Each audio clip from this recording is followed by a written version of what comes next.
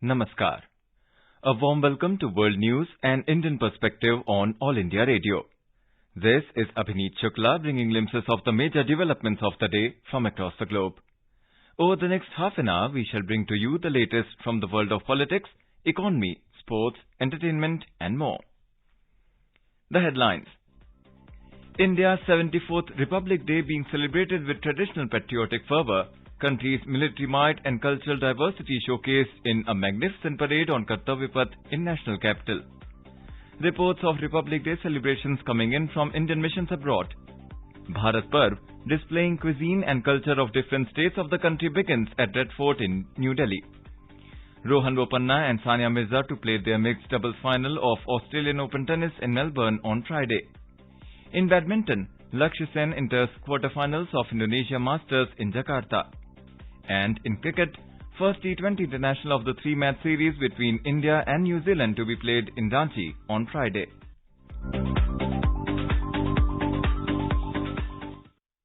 India is celebrating its 74th Republic Day on 26 January. The main function was held at Kartavya Path in New Delhi, from where President Draupadi Murmu led the nation in celebrating the Republic Day. Egyptian President Abdel Fattah al-Sisi was the chief guest at the parade. The Republic Day parade ceremony started in the morning with the visit of Prime Minister Narendra Modi to the National War Memorial, where he led the nation in paying solemn tributes to the bravehearts by laying a wreath.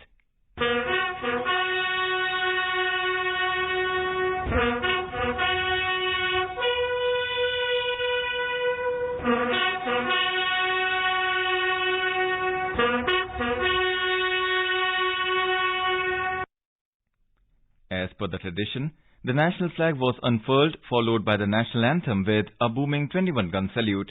This time, the 21-gun salute was given with the 105mm Indian field guns, replacing the vintage 25-pounder gun, which reflects the growing Atmanirbharta, that is, self-reliance in defense. 4 Mi-17 and V-5 helicopters showered flower petals on the audience present at Kartavya Path.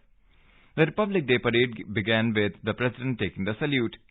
During the march past, Indian Army was represented by a mounted column of 61 cavalry, 9 mechanized columns and 6 marching contingents.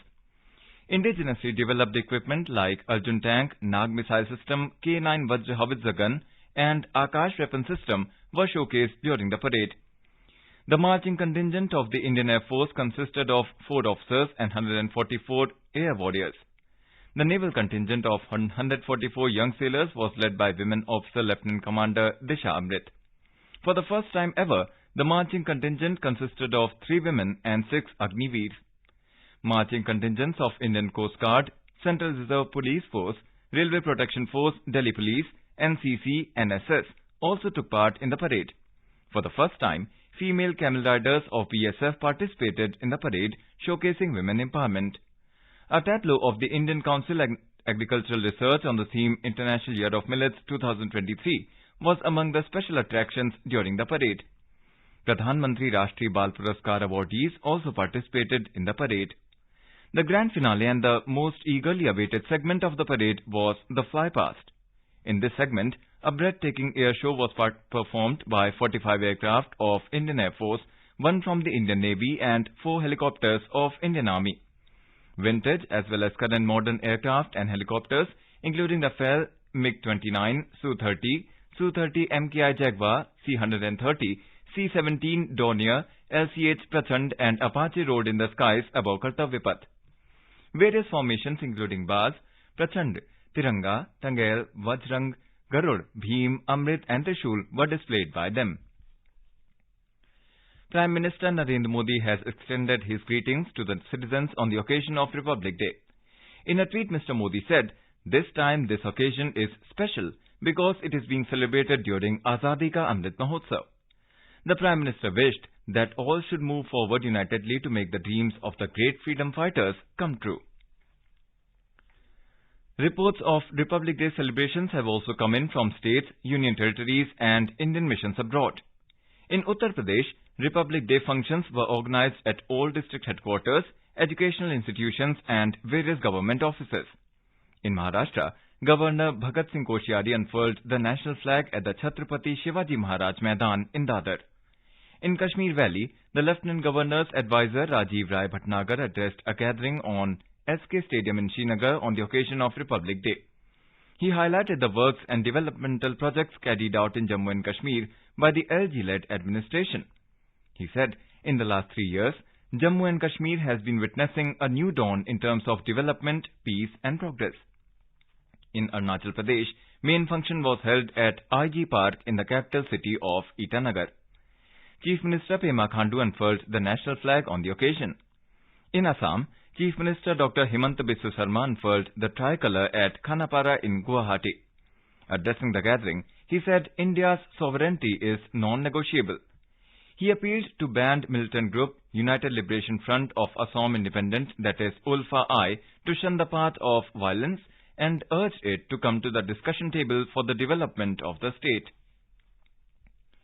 The High Commission of India in Colombo celebrated the 74th Republic Day in all its diplomatic offices in Sri Lanka.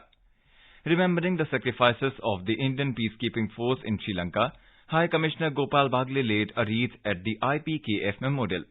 He unfurled the national flag at India House in Colombo in the morning. On the occasion, Speaker of the Parliament of Sri Lanka, Mahinda Yapa Abeyewardena, wished India on the Republic Day. In his video message, he said, India is the only bilateral creditor of Sri Lanka to convey written financing assurance to the IMF. Mr. Abeyewardena thanked the exemplary leadership of Prime Minister Narendra Modi. India has been an eternal friend and steadfast partner of Sri Lanka. Whenever Sri Lanka faced challenges, India responded immediately. Last year, India extended unprecedented support of around $4 billion to Sri Lanka. Continuing the same brotherly cooperation this year, India is the only bilateral creditor to convey written financing assistance to the IMF. I am thankful to the visionary leadership of Prime Minister Narendra Modi and his neighbourhood first policy, under which India-Sri Lanka relations and the linkages between the people of the two countries are flourishing. In China, the Embassy of India in Beijing celebrated the 74th Republic Day, the first without Beijing's zero-COVID protocol after almost 3 years. Ambassador Pradeep Rawat unfurled the national flag and read out important parts of the President of India's message to the nation to a large gathering of Indian diaspora who participated with patriotic fervour. The 74th Republic Day of India was celebrated at the Embassy of India in Kathmandu.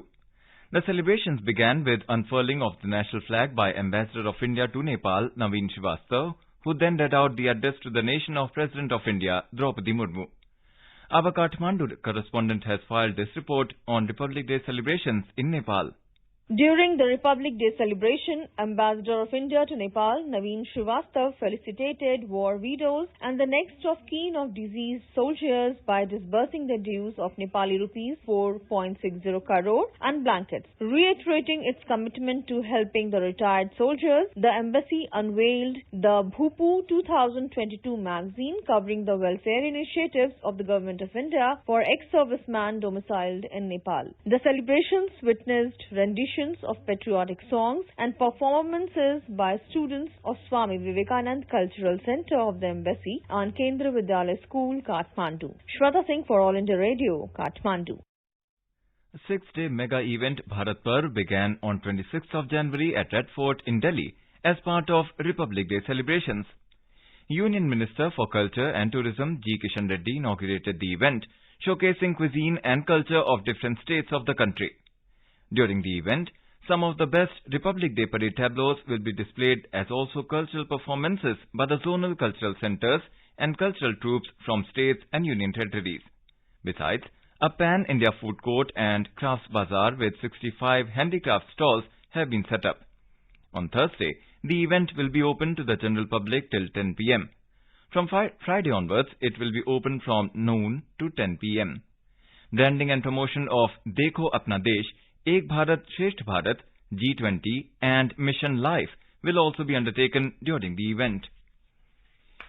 In today's Hotspot section, we bring you a news commentary on India, the mother of democracy.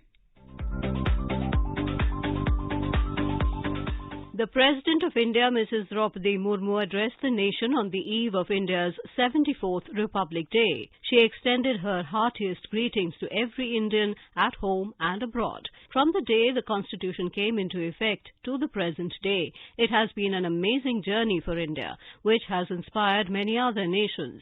Every citizen has reason to be proud of the Indian story.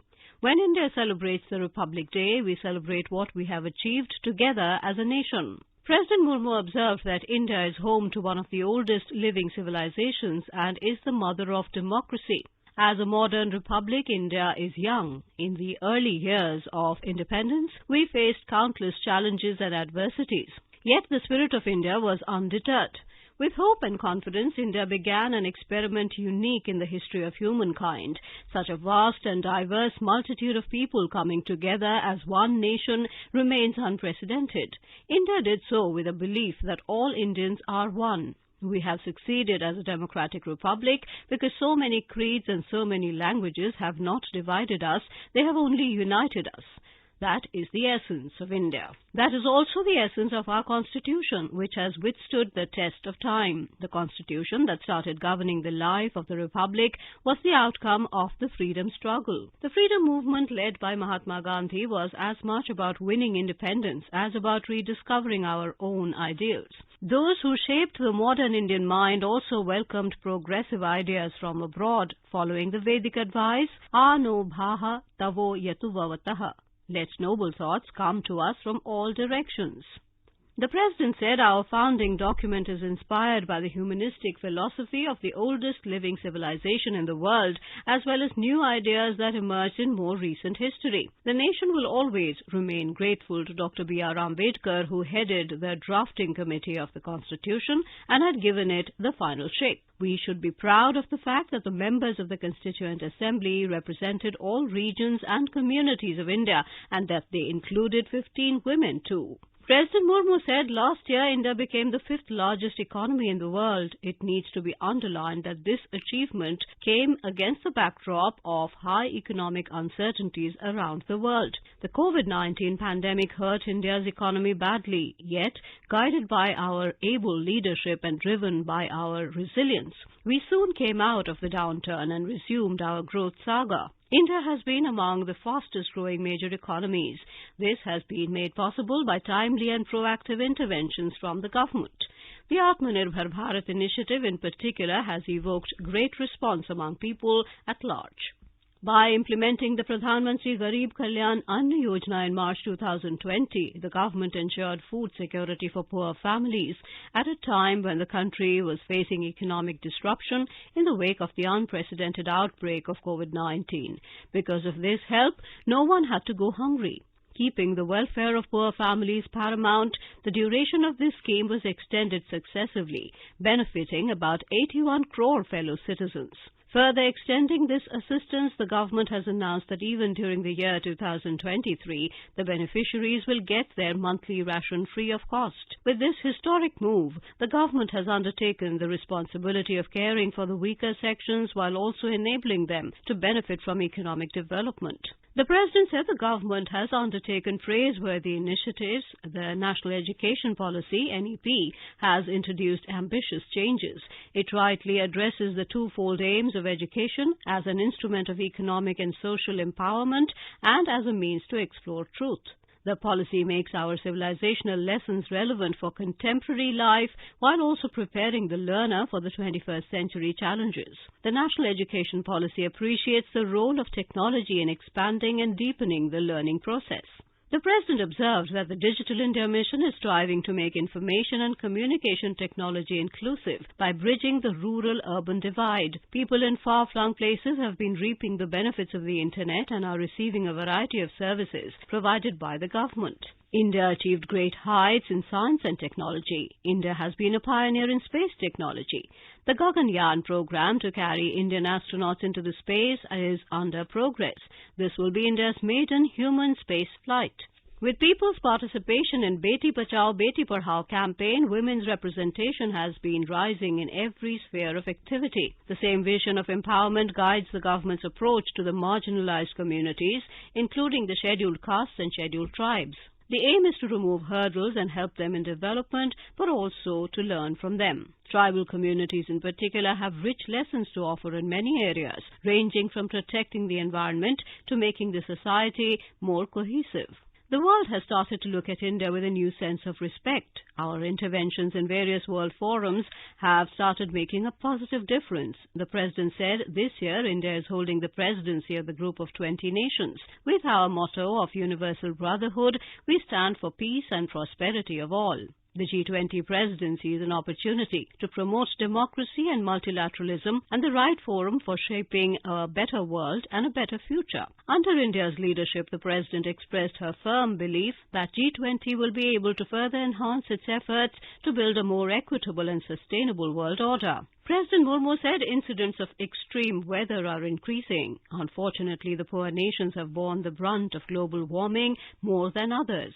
India has taken a commendable lead in this direction by giving a policy push to solar energy and electric vehicles.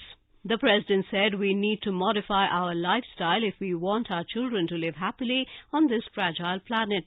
The UN has declared 2023 as the International Year of Millets.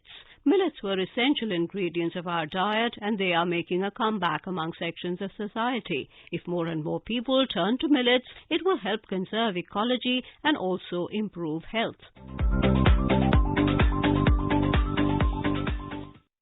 This is All India Radio giving you the world news. Prime Minister Narendra Modi will address the annual NCC PM Delhi at the Cariappa Parade Ground in Delhi on 28th of this month. During the event, Prime Minister will release a special day cover and a commemorative specially minted coin of 75 rupees. This coin is dedicated to the denomination commemorating 75 successful years of NCC. The rally will be held as a hybrid day and night event. In the event, a cultural program on the theme Ek Bharat Shresth Bharat will also be presented. 196 officers and cadets from 19 foreign countries have been invited to be a part of the celebrations. This year, NCC is celebrating 75 years of its inception. India's Health Minister Dr. Mansukh Mandavia unveiled world's first intranasal COVID-19 vaccine, Incovac, in New Delhi on Thursday.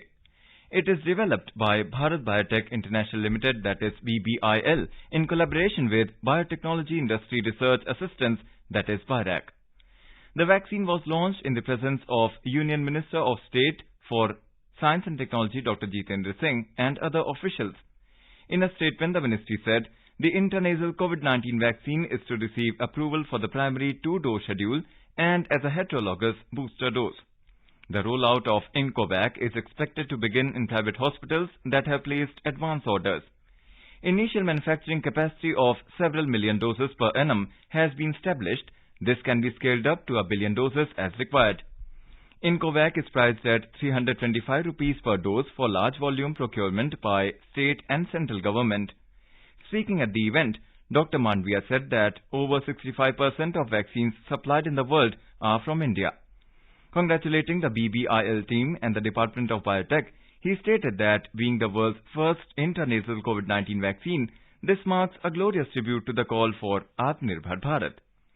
The Union Health Minister added that India's vaccine manufacturing and innovation capability is appreciated all over the world as it has made a mark in producing quality and affordable medicines. Congratulating BBIL for innovating another vaccine in collaboration with BIRAC, Dr. Jitendra Singh said that India has taken a lead in developing vaccines and medicines for diseases common in the developing world. Mr. Singh said next step would be to develop vaccines for non-communicable diseases. The United States, Germany and Norway have announced that they will send battle tanks to Ukraine in order to support the devastated nation during the ongoing conflicts. US President Joe Biden said that he would give Ukraine 31 M1 Abrams tanks, changing the administration's long-standing resistance to Kyiv's request for the highly advanced but labor-intensive machines. He said in the short and long term, the tanks would improve Ukraine's capabilities to defend its territory and achieve its strategic objectives. German Chancellor Olaf Scholz also declared that Leopard 2 tanks would be sent to Ukraine to aid Kyiv in the continuing conflict with Russia. The simultaneous declarations came after weeks of heavy pressure from some NATO members on Berlin to provide armoured vehicles to Ukraine. In Australia, thousands participated in protests in support of indigenous people on Thursday many of whom refer to the anniversary of the day a British fleet entered Sydney Harbour as Invasion Day. According to the Australian Broadcasting Corporation, similar protests took place in other Australian state capitals, including in Adelaide, where around 2,000 people attended. Speaking at a flag-raising and citizenship ceremony in Canberra, Prime Minister Anthony Albanese honoured the nation's indigenous people who have occupied the land for at least 65,000 years. Thousands of people took to the streets in South Africa yesterday to protest a prolonged energy crisis that has left the region's biggest industrialized economy suffering from chronic power outages. Protests took place at various locations nationwide, including the financial hub Johannesburg and the seat of parliament, Cape Town. An estimated 2,000 to 3,000 protesters marched on the African National Congress party's headquarters in Johannesburg. The ANC has been in power for almost 3 decades and is held responsible for the crisis by the opposition. In Nigeria, at least 50 people were killed and several others injured in a bomb blast in north-central region. An official said that dozens of cattle herders and bystanders were killed in the blast on Tuesday night between Nasarawa and Benue states. North-central Nigeria, also known as the Middle Belt, is prone to violence due to ethno-religious conflict between Fulani pastoralists and farmers who are mainly Christians. Wide areas of Japan were covered with heavy snow on Wednesday, which caused traffic jams, hundreds of airline cancellations, a disruption in rail service, and at least one fatality. After wreaking havoc earlier this week in several Asian nations, an abnormally cold weather front and extreme low-pressure systems began to bring snowfall and high winds to Japan on Tuesday. Basant Panchami and Saraswati Puja are being celebrated with great enthusiasm on Thursday. Students organized the puja in schools, colleges and educational institutions seeking blessings of Goddess of Learning. The day is celebrated in various states of North India. People take holy dip at rivers, wear yellow-colored clothes and visit temples. In West Bengal, the day is celebrated with traditional fervor. Pujas are held in almost every household, praying for better results and for good learning. Prime Minister Narendra Modi greeted the nation on the occasion of Basant Panchami and Saraswati Puja. In Indonesia Masters Badminton, Lakshya Sen entered the quarter-finals defeating Ang Zae Young of Malaysia in men's singles in Jakarta on Thursday. After trailing in the first game, the Indian shuttler won his round of 16 match 19-21, 21-8, 21-17. The world number 12 Sen will now face Jonathan Christie of Indonesia on Friday.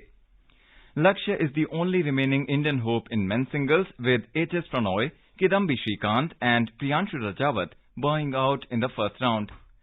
Saina Nehwal was also knocked out by Han Yu of China 21-15, 21-17 in 29 minutes. In the Australian Open tennis, Rohan Bopanna and Sania Mirza will take on Louisa Stephanie and Rafael Matos in the mixed doubles final on Friday. The match will begin at 6:30 a.m. Sania and Bopanna defeated Desiree Krojcik and Neil Skupski 7-6, 6-7, 10-6 in the semi-final on Wednesday. In the women's singles, Elina Rybakina stormed to her first Australian Open final with a 7-6, 6-3 win over Victoria Azarenka on Thursday. In the men's singles semi-final on Friday, Novak Djokovic will face Tommy Paul. In cricket, the first T20 international of the 3-match series between India and New Zealand will be played at JSCA International Stadium Complex in Ranchi on Friday. The game will begin at 7 p.m. India claimed the top spot in the ICC men's ODI ranking after clean sweeping the Kiwis 3-0 in the series. The hosts won the third and final one-day international at the Holkar Stadium in Indore by 90 runs, secured a comprehensive 8-wicket win in the second ODI in Daipur, and won the first one-dayer by 12 runs in Hyderabad. In women's cricket, India under-19 team will face New Zealand in the first semi-final of ICC T20 World Cup at Senwes Park, Potchefstroom, South Africa on Friday. The match will begin at 1:30 p.m. Indian girls sealed their last fourth berth after Bangladesh and England registered big wins in their final Super 6 fixtures. England will take on Australia in the second semi-final. India finished at the top of Group 1. They face second-placed New Zealand in Group 2. The Kiwis finished second behind England on the net run rate. The winners of these two matches will face off in Sunday's final, which will also be held in Potchefstroom. In the FIH Hockey Men's World Cup, India trounced Japan 8-0 at the Birsa Munda Stadium in Rourkela on Thursday evening. All the goals were scored in the third and fourth quarters. India will face South Africa on Saturday for the 9th to 12th place classification match. Earlier, while Argentina thrashed Chile 8-0, South Africa beat Malaysia 6-3 and Wales outplayed France 2-1 in the penalty shootout. Wales and France were level 2-2 at full time. Meanwhile, with the title race hotting up, the semi-finalists Australia, Germany and Belgium, the Netherlands are busy priming themselves up for the showdown on Friday at the Kaling Stadium in Bhubaneswar. The Olympic Council of Asia, OCA, has invited Russian and Belarusian athletes to take part in the 2023 Asian Games. The next Games will be held in the Chinese city of Hangzhou from September 23rd to October 8th.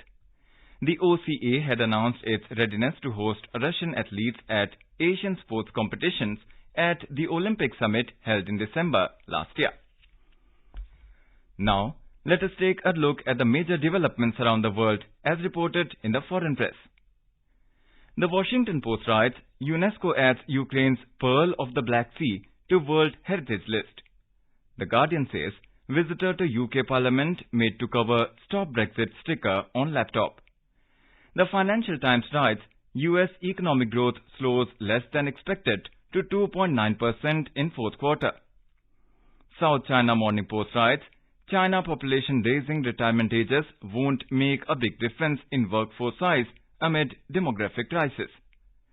The Japan Times reports, Toyota taps Lexus chief as CEO, shifting Akio Toyoda to chairman role.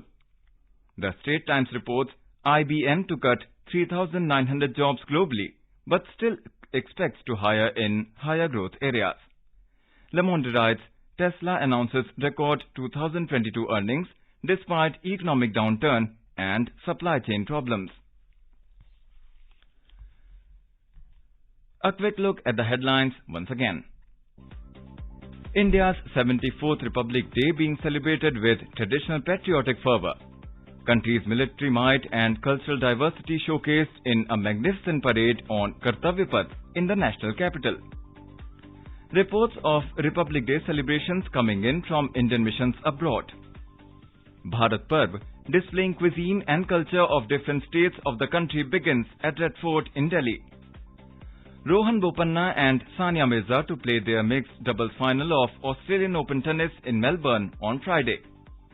In badminton, Lakshya Sen enters quarterfinals of Indonesia Masters in Jakarta. And in cricket, first T20 international of the three-match series between India and New Zealand to be played in Ranchi on Friday. And now, before we end, let us listen to Mahatma Gandhi's favorite bhajan, Vaishnav Jan, by artists from India.